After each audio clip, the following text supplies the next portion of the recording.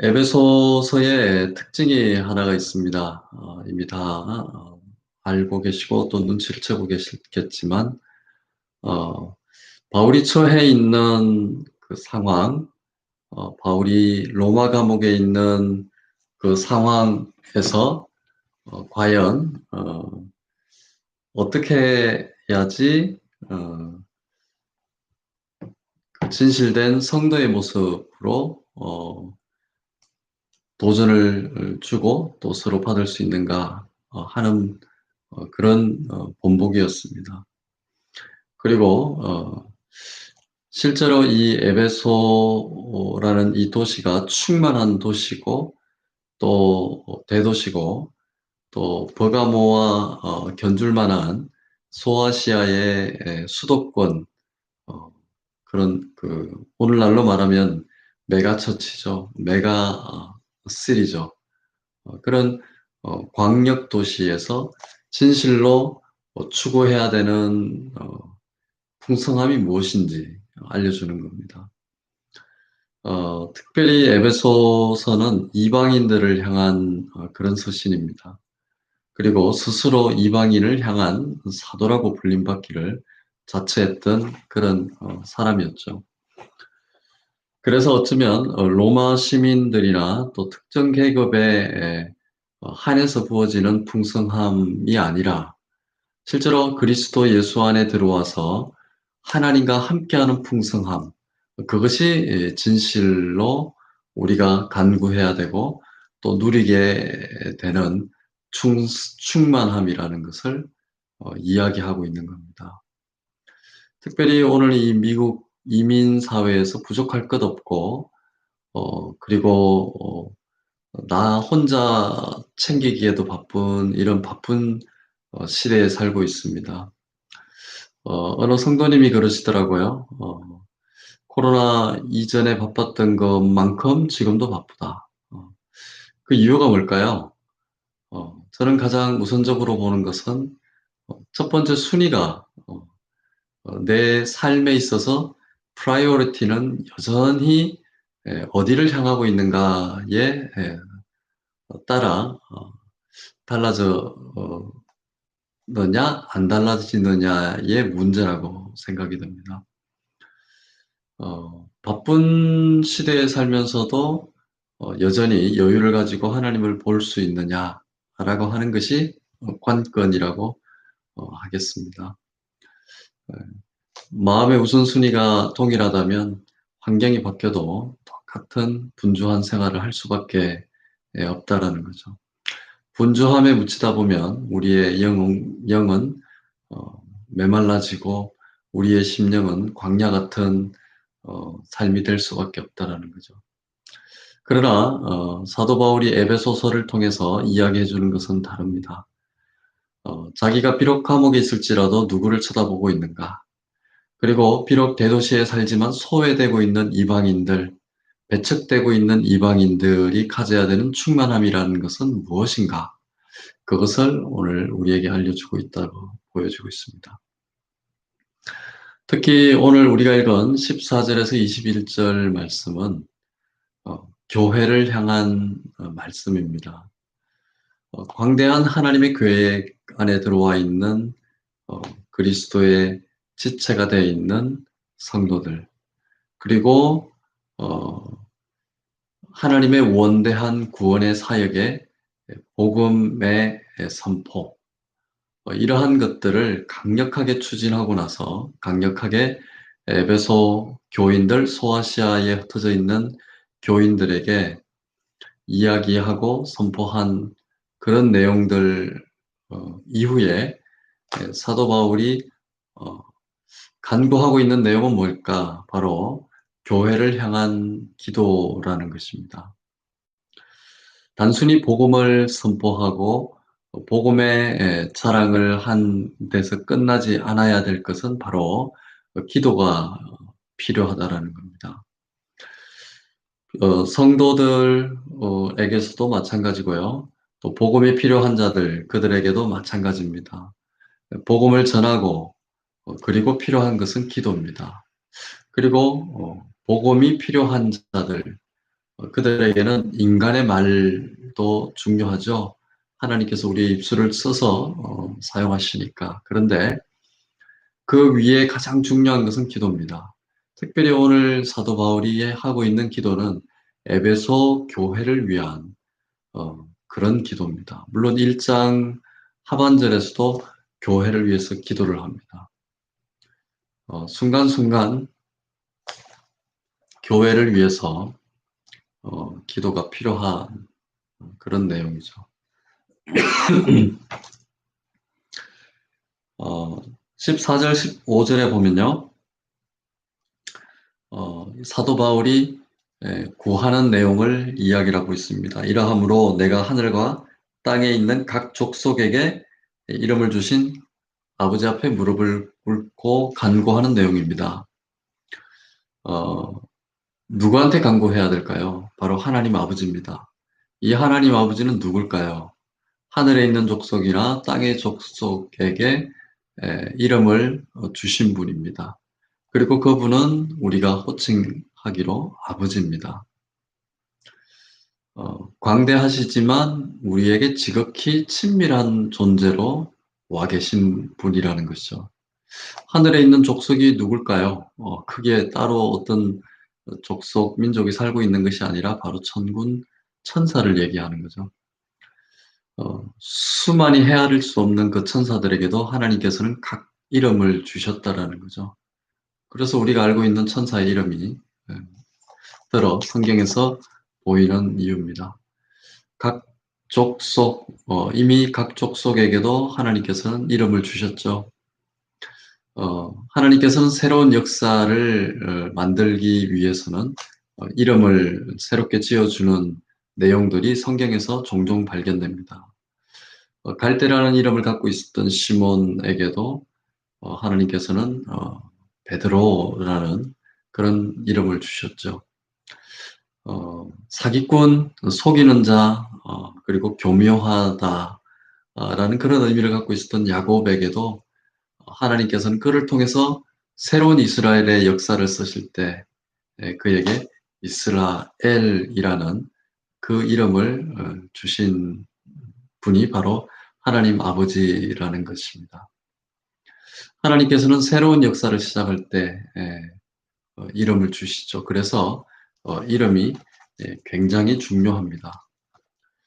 아브람에서 아브라함으로, 사레에서 사라로 이만큼 새로운 이름으로 시작하는 것은 중요합니다. 이것은 영적인 원리라고 할 수 있는 거죠.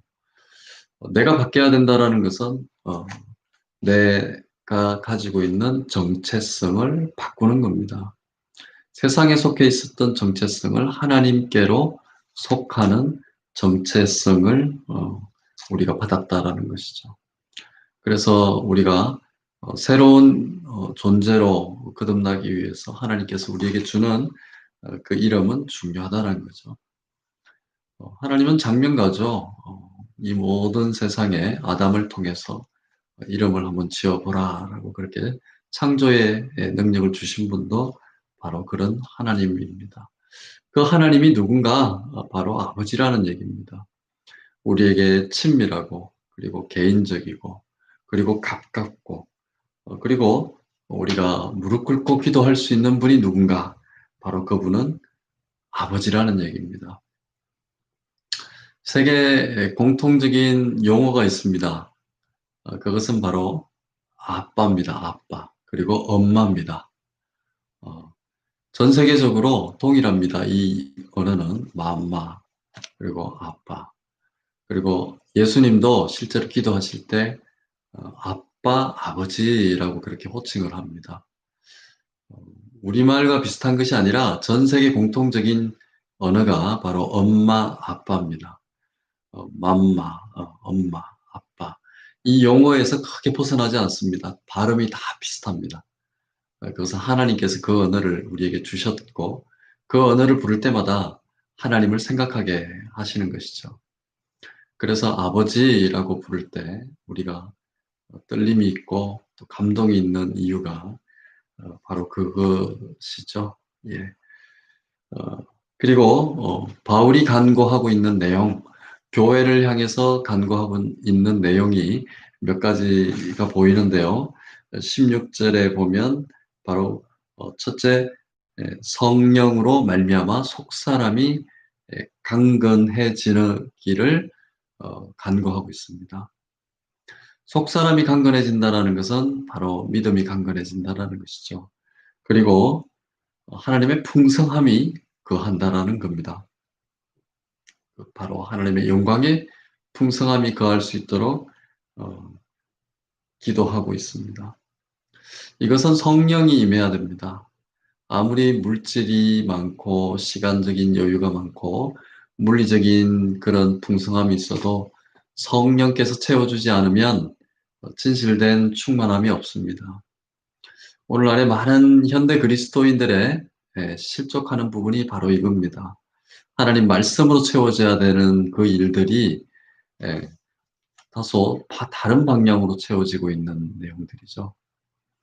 어, 하나님을 아는 것이 지식으로만 채워지고 하나님을 어, 만나는 것이 어떤 신비주의적인 그런 것만 추구한다면 그 안에는 채워지지 못하는 그 메마른 심령이 더 많아지겠죠. 상실감입니다. 그리고 허무함입니다. 그렇기 때문에 성령께서 오셔서 속사람으로 우리를 강건해 주기를 바라는 것이죠. 사도 바울은 에베소 교회가 그런 교회가 되기를 바라고 있습니다. 두 번째 내용은 바로 어, 믿음으로 말미암아 그리스도께서 너희 안에 계시는 것을 간구하고 있습니다. 바로 17절에 믿음으로 말미암아 그리스도께서 너희 마음에 계시게 하옵시고 바로 믿음으로 말미암아 그리스도께서 너희 마음에 있기를 바란다라는 겁니다. 어, 그리스도께서 와 계신다라는 것을 어떻게 알 수가 있습니까? 바로 믿음을 통해서 알 수가 있는 거죠. 어, 뭘 보여달라, 자꾸 어, 그 요청하는 내용들이 예, 방향이 틀어지면 우리가 믿음으로 보지 아니하고 육적인 것으로 그리스도를 보게 해달라는 내용들이 있을 수 있죠. 도마에게도 예수님은 육신을 만지게 하셔서 그 증명을 하시긴 하셨지만 오늘날에는 우리에게 이 신구약이라는 말씀이 있습니다. 말씀을 통해서 하나님을 충분히 만나고 또 우리가 경험적으로 하나님을 우리 마음속에 모셔둘 수 있는 내용은 어, 차고 넘칩니다. 충분합니다. 그래서 우리가 눈에 보이고 눈에 보이지 않고 또 만질 수 없지만 믿음으로 말미암아 성령께서 우리 안에 와 계시고 또 그 계시의 영으로 말미암아 하나님께서 우리를 만나게 해주신다는 거죠. 이러한 내용들이 바로 하나님의 사랑 가운데 뿌리가 박히고 터가 굳어진다라는 것을 강구하고 있습니다. 그 내용은 바로 사도 바울이 에베소 교인들이 공허한 믿음에서 끝나는 것이 아니라 실천적인 하나님의 사랑을 어, 만끽하기를 원한다라는 것이죠. 믿음이 들어오면 반드시 지식적으로 머물지 않습니다. 그리고 믿음이 들어오고 그리스도께서 내 안에 와 계시면 반드시 역동적인 그리스도인이 되기를 원합니다. 가만히 있지를 못하는 거죠. 복음을 들고 나갑니다. 환경이나 조건을 따지지 않습니다. 지금 이러한 팬데믹 상황에서도 많은 경우 전도하시는 분들을 많이 봤습니다. 우리가 가지고 있는 개인용 컴퓨터, 바로 전화기죠. 전화기를 통해서 복음을 전달하고요.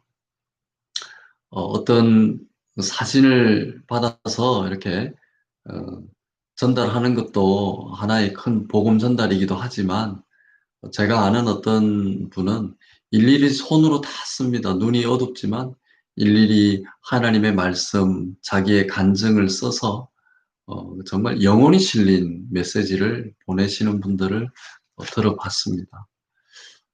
발로 다니기가 어려운 시대지만 어, 그 시간을 내서 정말 그 메시지를 통해서 복음을 전달하고 또 그 사람을 위해서 기도하는 그런 내용들. 그래서 그걸 받아보시는 분들이 감동을 하세요. 어, 정말 그 어디서 받은 거를 이렇게 포워드 시키는 그런 무미건조한 일들이 아니라 일일이 영혼이 실리고 기도가 실린 그 메시지를 받을 때 그 사람들이 감동하는 것을 봤습니다. 이러한 일들, 작은 일이지만 이러한 일들이 바로 우리 마음 안에 와 계신 그리스도의 마음이겠죠. 그리고 성령께서 우리 안에 오셔서 하시는 일들이 바로 그러한 내용들입니다. 그러한 내용들이 우리 안에 역사하는 능력인 것이죠. 18절에 보면 능히 성도와 함께 지식에 넘치는 그리스도의 사랑을 알아. 왜 그리스도를 아는 지식과 그리고 그리스도의 사랑을 알아라고 이렇게 바울은 붙였을까요? 지식은 우리가 하나님을 아는 것도 중요합니다. 그런데 그리스도의 사랑을 사도 바울이 특별히 붙인 이유는 그 지식이 하나님의 사랑으로 세상에 전달되기를 바라는 마음입니다. 그래서 우리 안에 와 있는 지식도 중요하고요. 우리 안에 와 있는 지식이 진실된 지식이라면 가만히 있을 수 없다라는 얘기를 하는 겁니다. 그래서 사랑을 실천하는 것이 정말로 하나님을 아는 지식입니다. 그리고 주위를 돌아보고 이웃을 섬기는 것이 진실된 그리스도인들의 지식입니다. 이 어려운 가운데 교회를 위해서 기도하는 그 마음, 어, 그리고 교회 성도들을 위해서 병약한 자들을 위해서 기도가 필요한 자들을 위해서 그들을 돌아볼 수 있는 진정한 지식이 바로 하나님을 어, 사랑을 전달하는 그런 실천적인 사랑이죠. 진실된 믿음이 있다면 실천적인 사랑을 할 수밖에 없는 것이죠. 진실된 믿음이 있다면 우리 생활적으로 드러날 수 있는 그리스도인이 될 수밖에 없다는 것을. 그것은 바로 19절에 그대로 나와 있습니다. 하나님의 놀라운 계시의 영은 넓이와 길이와 높이와 깊이가 어떠한지를 깨닫는 것이죠. 이것이 진실된 지식입니다. 정말로 하나님이 어떤 분이신가를 깨닫는 것. 그런 분을 깨닫는다면 어, 우리가 피동적이거나 수동적인 그리스도인이 될 수 없다라는 거죠. 오늘날의 현대 그리스도인들이 에, 어, 오류에 빠지는 이유가 뭘까요? 많은 부분에 있어서 단순한 지식에 머문다라는 겁니다. 저는 항상 성경 공부할 때나 어떤 외지에 계신 분들 전화를 받고 기도의 부탁을 받을 때 어, 항상 그런 이야기를 합니다. 하나님의 말씀은 살았고 운동력이 있는 하나님의 역동적인 역사입니다. 바로 그러한 역사 가운데 우리를 불러주셨기 때문에 우리가 가만히 자리에 머물 수 있는 일이 아니라는 것이죠.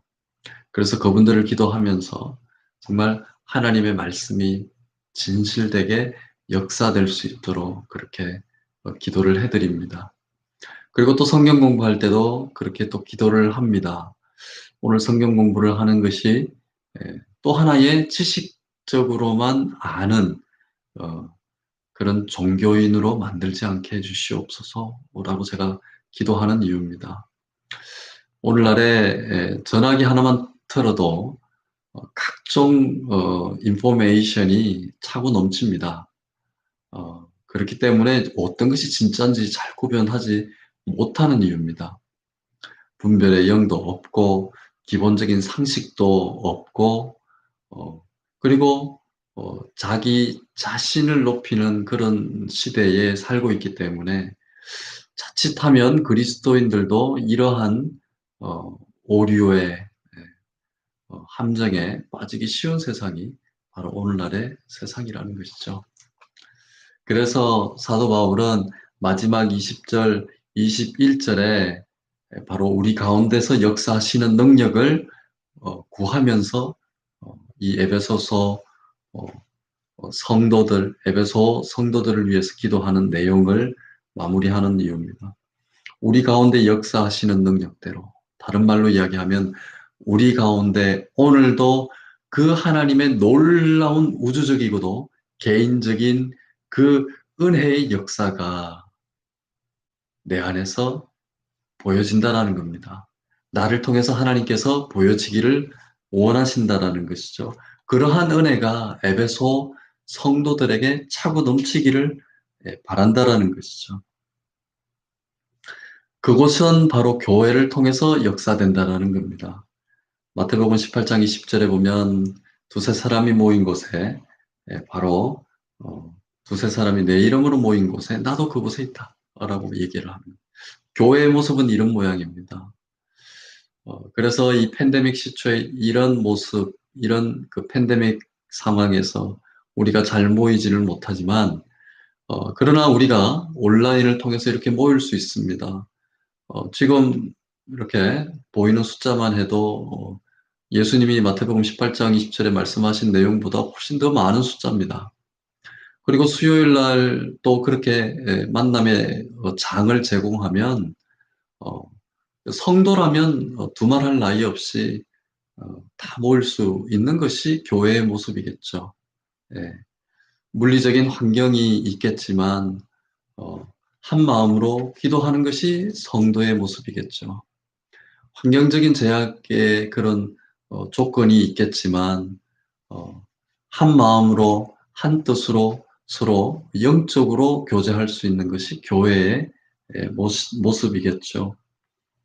그런 것은 바로 우리의 온갖 구하는 것이나 생각하는 것이 생각하는 것에 더 넘치도록 능히 하실 이에게 우리가 구하는 것이다.